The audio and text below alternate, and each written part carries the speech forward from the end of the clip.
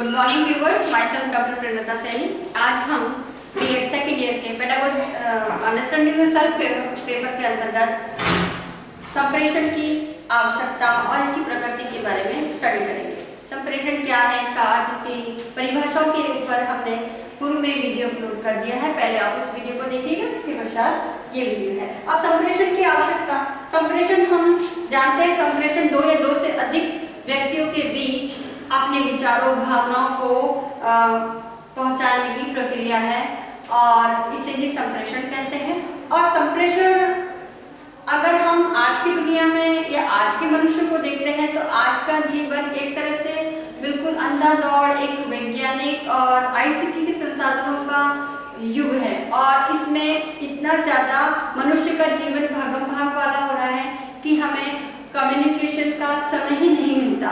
और इस कम्युनिकेशन का एक परिवार में रहने वाले परिवार के सदस्य ही आपस में वार्तालाप नहीं कर पाते। ये है वर्बल कम्युनिकेशन, जिसमें व्यक्ति एक समय स्थिति ऐसी आती है कि जब व्यक्ति अपना मानसिक संतुलन खोने लगता है और अपने ही अंतर्द्वंद के कारण मानसिक अशांति का अनुभव करता है।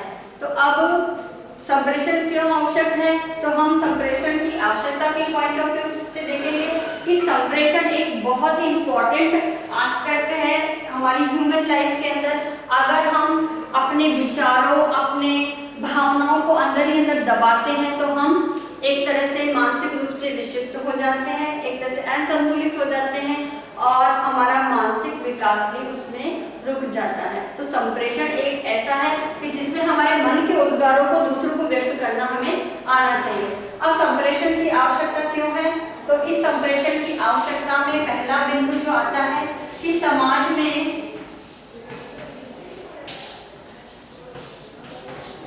शांति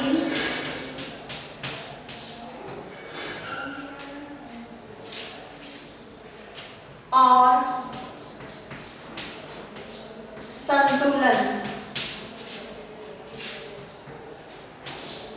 बनाए रखने के लिए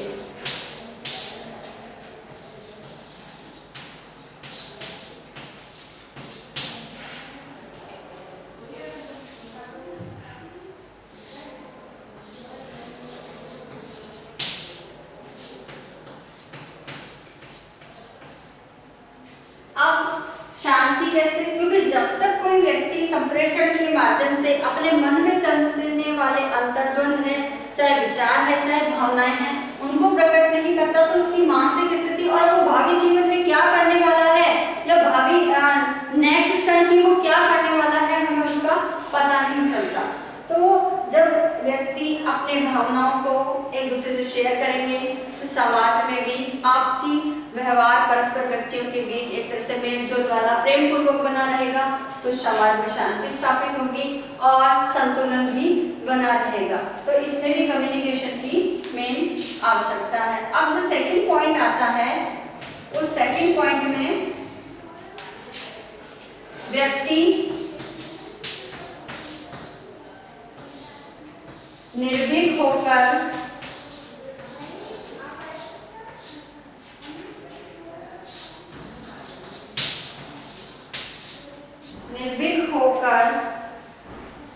अपने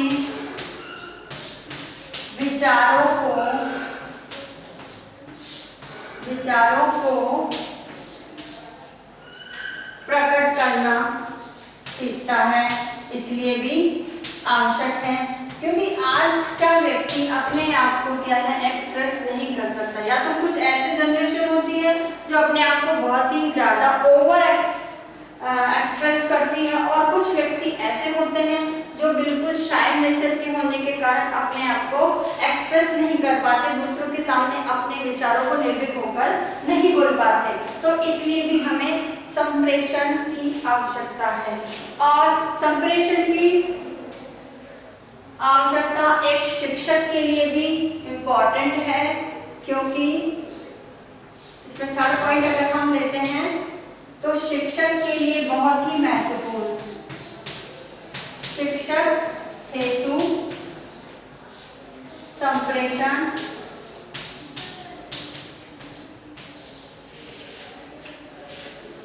अति आवश्यक।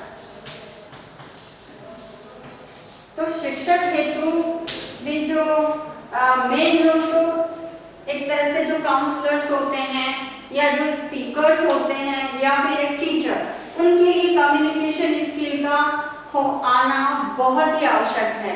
और शिक्षक की दृष्टि से तो ये कहा जाता है कि शिक्षक, एक आम कथन है कि शिक्षक अपनी बोली की कमाई खाता है, क्योंकि शिक्षक वही प्रभावशाली होता है जिसका संप्रेषण कौशल अच्छा हो। अगर उसकी पर्सनैलिटी अच्छी है, ड्रेसिंग सेंस अच्छा है, और ज्ञान भी अच्छा है, लेकिन उस ज्ञान को वो अच्छी तरह से एक्सप्रेस नहीं कर पाता, तो जो उसका एक तरह से टीचिंग इफेक्टिवनेस है वो बहुत कम हो जाती है। तो प्रभावशाली संप्रेषण शिक्षक के लिए भी अति आवश्यक है। अब शिक्षक के लिए क्यों आवश्यक है? क्योंकि शिक्षक क्या करता है, अब हम इस मुद्दे को इस तरफ लेते हैं, क्योंकि शिक्षक जो है यानी टीचर स्टूडेंट्स के बीच क्या होती है, करिकुलम को लेकर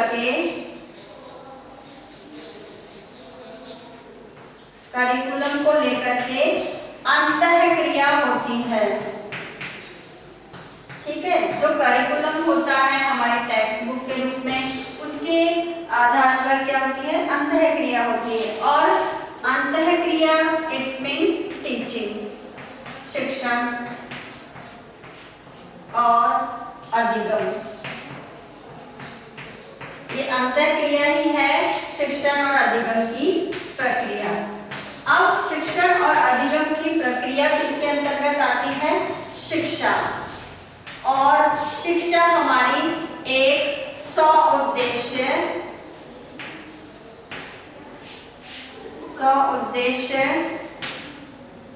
प्रक्रिया है। शिक्षा क्या है? एक सौउद्देश्य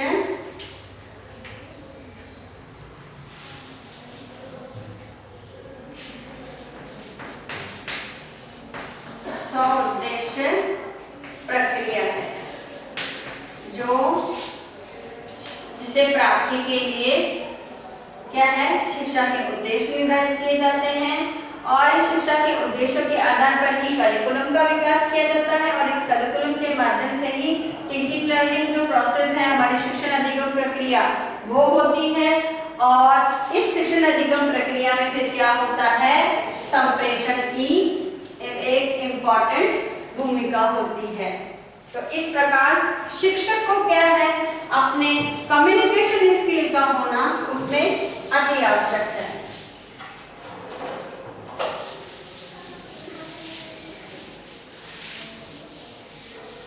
और इस कम्युनिकेशन स्किल के माध्यम से ही शिक्षक क्या है, अपने बालकों के जो संतुष्टि लेवल है उसको परख सकता है कि मेरे द्वारा पढ़ाया गया ज्ञान बालकों को कितना वो अधिगम कर रहे हैं, और अर्थात उनके व्यवहार में कितना अपेक्षित परिवर्तन आ रहा है। तो ये सब हम क्या है, अंतःक्रिया के माध्यम से ही जान सकते हैं, जो संप्रेषण के अंतर्गत होती है, या संप्रेषण उसमें एक इम्पॉर्टेंट भूमिका अदा करता है। अब इससे स्टूडेंट की क्षमताओं का भी हमें पता चलता है कि बालक कितना सीख रहे हैं ज्ञान को, और साथ ही इस ज्ञान के आधार पर ही संप्रेषण के माध्यम से ही बालकों का क्या है, व्यक्तित्व का विकास होता है। अब ये शिक्षक के सामने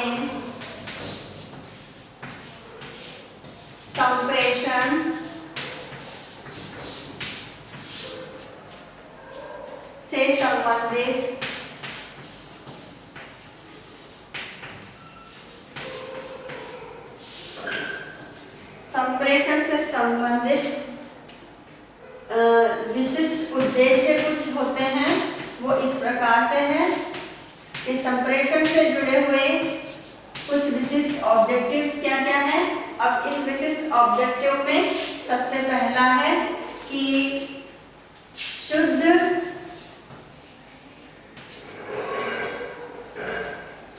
प्रवाहपूर्ण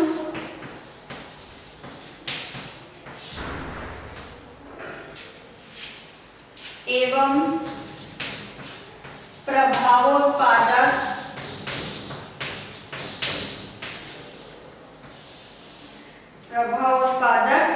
ढंग से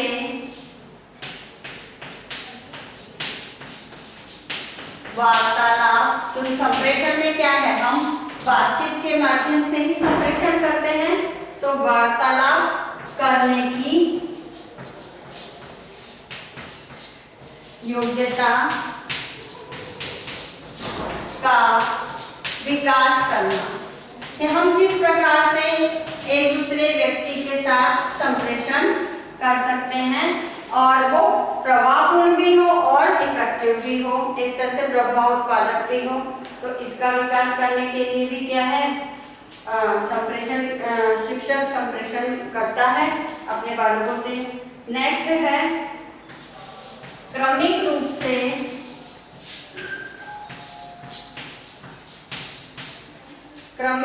से निरंतर बोलने की क्षमता का विकास करना, बोलने की क्षमता का विकास करना, ताकि एक क्रम से हम निरंतर बिना रुके बोल सकें। तो शिक्षक के अंदर भी ये कैपेसिटी का विकास करने के लिए संप्रेषण की आवश्यकता है और इस उद्देश्य से संप्रेषण निर्धारित किया जाता है। फिर छात्रों के मध्य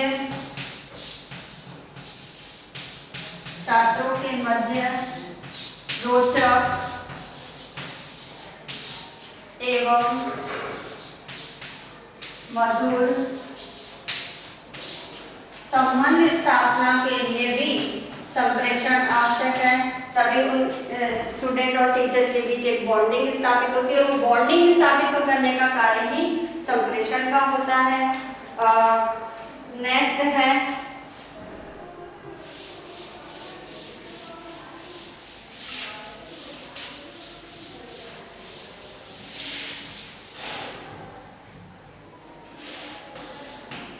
है कि छात्रों में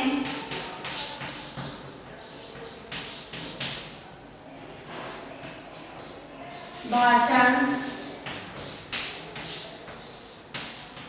देने की क्षमता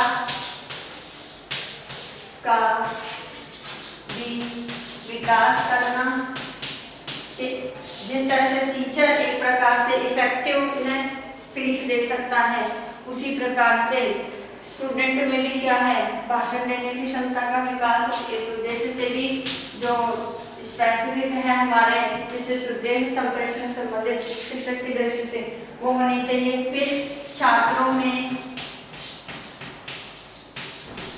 संकोच,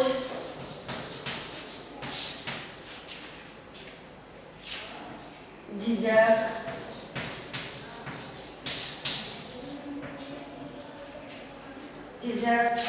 और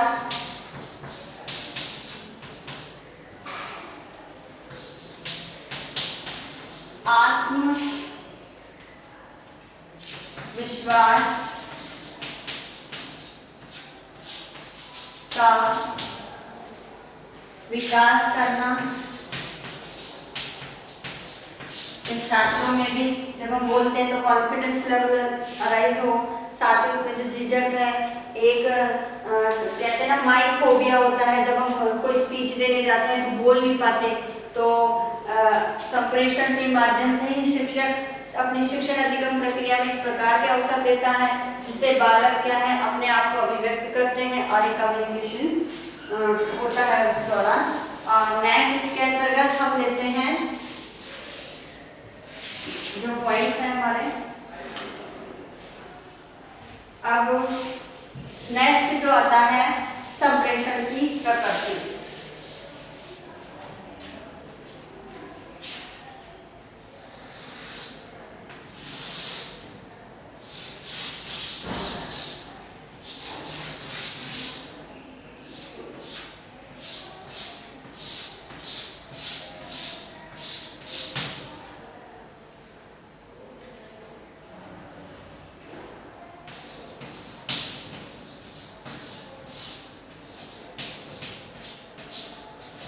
संप्रेषण की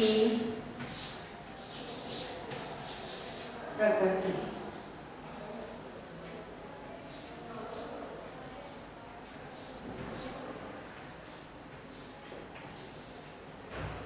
अब संप्रेषण की जो प्रकृति है, संप्रेषण की प्रकृति को हम कुछ बिंदुओं के आधार पर समझ सकते हैं कि संप्रेषण एक गत्यात्मक प्रक्रिया है।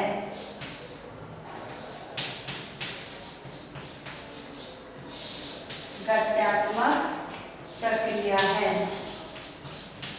गत्यात्मक यानी डायनेमिक प्रोसेस ये निरंतर चलती रहती है। अगर हमने अपने विचारों और भावनाओं को अभिव्यक्त नहीं किया तो वो एक डायनेमिक नहीं होती, स्टैटिक रह जाती है। और संप्रेषण तो विचार और भावनाओं को दूसरे तक पहुंचाने की प्रक्रिया होने के कारण ही गत्यात्मक प्रोसेस है। जब तक हम हमारे भावों विचारों को दूसरे तक नहीं पहुंचाएंगे तब तक ये डायनेमिक नहीं है। हमारे अंतर मन में चलने वाले विचार संप्रेषण नहीं होते जब तक कि हम दो या दो से अधिक व्यक्तियों को उनके किसी भी माध्यम से पहुंचाते नहीं है, इसलिए ये एक डायनेमिक प्रोसेस है। नेक्स्ट इसमें आता है, इसमें परस्पर अंतःक्रिया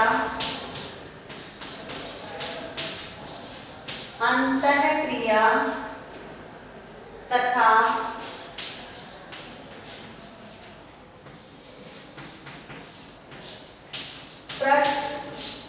पृष्ठपोषण होना आवश्यक है। यानी जो कम्युनिकेशन है वो क्या है, दो या दो से अधिक व्यक्तियों के बीच होने वाली अंतःक्रिया है। It's clear. एंड इसमें फीडबैक होना आवश्यक है। फीडबैक इन द मींस जिस भाव विचार सूचना को हम जिस अर्थों में सेंड कर रहे हैं तो सामने वाले व्यक्ति से हमने जो आंसर चाहा है कि हमें मैसेज प्राप्त हो गया या उनको जिस विचारों को हमने जिस अर्थों में सेंड किया है वो मीनिंग के अनुसार से समझ में आना चाहिए, तब ही वो और उसका जो वो फीडबैक प्रदान कर देता है, यानी उसका प्रत्युत्तर जब हमें बता देता है तो ही फीडबैक कहलाएगा वही। और फीडबैक किसी को कहेंगे कि सामने वाले ने जिस अर्थों में हमने पहुंचाया है उस अर्थों में समझ लिया। That is clear and it's our feedback. And now another point is, यह एक मनोवैज्ञानिक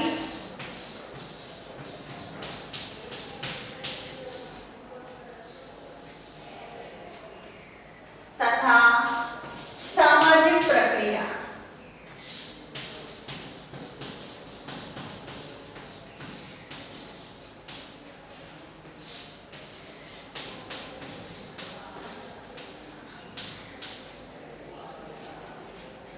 मनोवैज्ञानिक इस प्रकार संप्रेषण क्या है, साइकोलॉजिकल प्रोसेस है।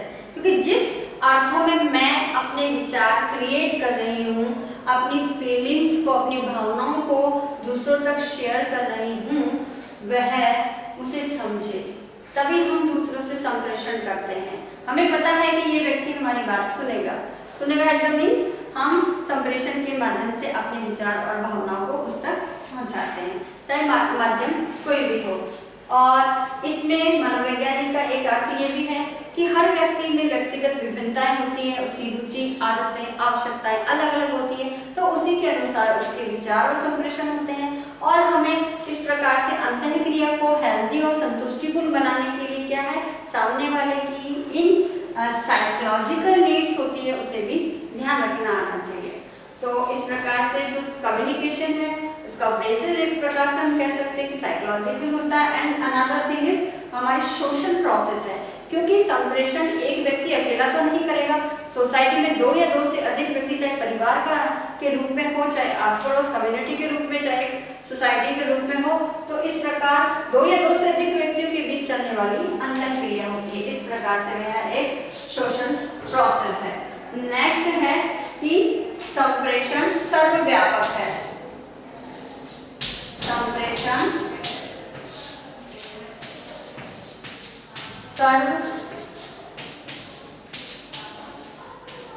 सर्वव्यापक है। अब सर्वव्यापक इन द मीन्स, क्योंकि कम्युनिकेशन अगर नहीं होगा तो हमारे बीच के जो रिलेशनशिप है वो नहीं बनेंगे, क्योंकि बिना communication is the basis, root, gross root हम कह सकते हैं, एक प्रकार से जड़ है हमारे पारिवारिक रिश्तों की, हमारे संबंधों के निर्माण की। तो संप्रेषण सर्वव्यापक है और सभी व्यक्ति एक दूसरे से अपनी आवश्यकताओं की पूर्ति, अपने संबंधों को हेल्दी बनाए रखने, अपने जरूरतों के हिसाब से संप्रेषण करते हैं। और इस प्रकार से संप्रेषण क्या है, पूरे एक तरह से विश्वव्यापी है, सर्वव्यापक है, सब जगह विद्यमान है। चाहे हम प्राकृतिक संसाधनों के रूप में ले लें तो जो पशु पक्षी हैं, प्रकृति है, उसमें भी संप्रेषण है, एक संगीत है, दैट इज संप्रेषण।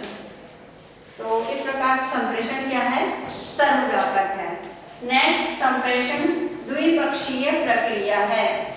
द्विपक्षीय मीन्स दो या दो से अधिक व्यक्तियों के बीच संपन्न होने वाली प्रोसेस ही क्या है, कम्युनिकेशन है। तो इसलिए इसमें दो पक्ष का होना अति आवश्यक है।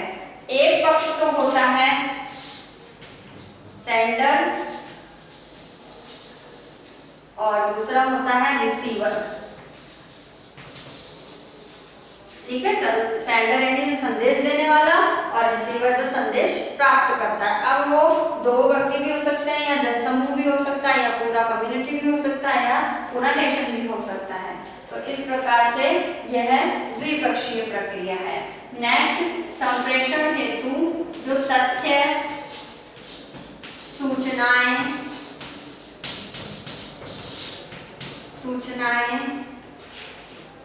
और विचार, जो हमारे विचार है, विचार आदि हेतु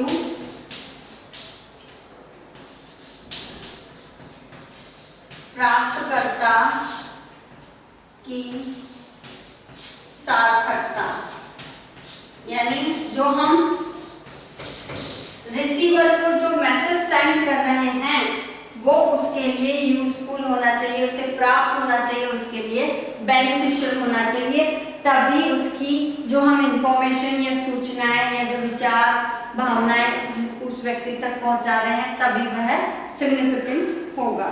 अब नेक्स्ट इसमें आता है, इसमें विचार एवं भावनाओं का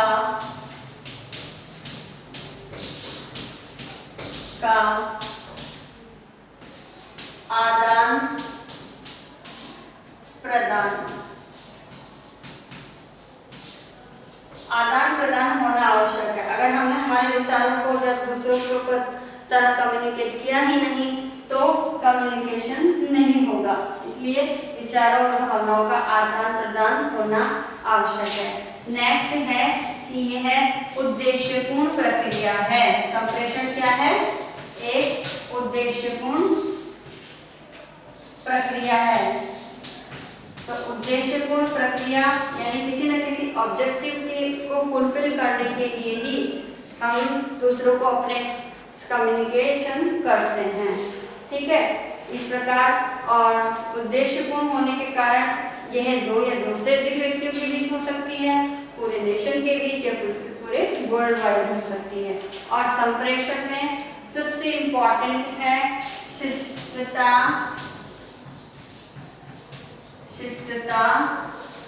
एवं नम्रता का यूज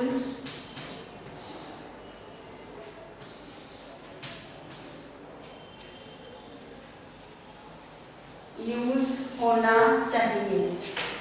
ठीक है, तो कम्युनिकेशन कभी सक्सेस है जब आप में सॉफ्ट वॉइस हो, कहते हैं ना सॉफ्ट वॉइस है, नम्र, शिष्ट, हमारे शब्द हो वो शिष्टाचार हो, दूसरों को अपमान करने वाले या दूसरों को नीचा दिखाने वाले इस प्रकार के हम वर्ड्स यूज ना करें। तो संप्रेषण क्या है, ये सारी जो है ये संप्रेषण की नेचर है। और संप्रेषण को एक तरह से इफेक्टिव बनाने के लिए हम इन सब बातों का ध्यान रखना आवश्यक है। अब नाउ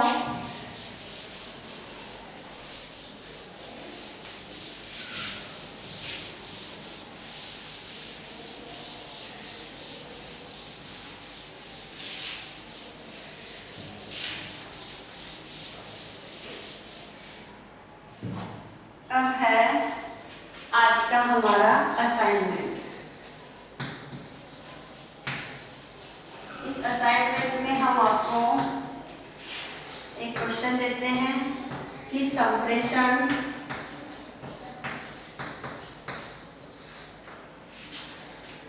की शिक्षक की दृष्टि से आवश्यकता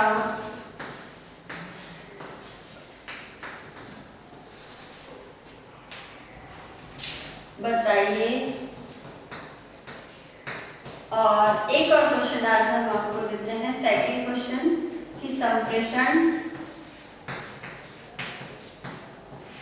की प्रकृति को, नेचर ऑफ द कम्युनिकेशन, प्रकृति को स्पष्ट कीजिए। तो आपको जो भी पॉइंट्स हमने डिस्कस किए हैं उन पॉइंट्स को डिस्कस करना है आपको और एक्सप्लेन करना है। और आपके जो आंसर हैं वो 250 वर्ड्स में आपको इन दोनों क्वेश्चंस के आंसर को फिल करना है, लिखना है और अपनी नोटबुक में नोट करना है। इसके साथ ही आपको एक और असाइनमेंट दिया जाता है कि जब भी आप कॉलेज जाएं अपने साथ 5-5 मार्क्स बना के लेके आएं। इस कोरोना महामारी के दौरान आप अपने घर में रहिए, सुरक्षित रहिए। जहाँ तक हो सके आप घर से बाहर जाते समय फेस पे सदा मास्क लगा के रखिए और मास्क इस तरह से पहना हुआ हो कि जिसमें अपना फेस और अपना जो मुंह है उसमें नाक और ये दोनों ढका हुआ हो। इसके साथ ही आप 2 फीट की सोशल डिस्टेंसिंग का पालन कीजिए। अपने हाथों को बार-बार सैनिटाइज करिए, बार-बार धोएं। और ऐसे सिम्टम्स आपको नजर आते हैं जो कोरोना वायरस से संबंधित है तो तुरंत जाकर के आप डॉक्टर से सलाह लें। अपने सोशल मीडिया ग्रुप में आप ज़्यादा से ज़्यादा कोरोना वायरस के बचाव हेतु जो एडवाइजरी गवर्नमेंट ऑफ इंडिया द्वारा जारी की गई उसके पोस्टर बना करके लोगों को शेयर कीजिए। आई होप ये वीडियो आपके लिए यूजफुल होगा। So thank you.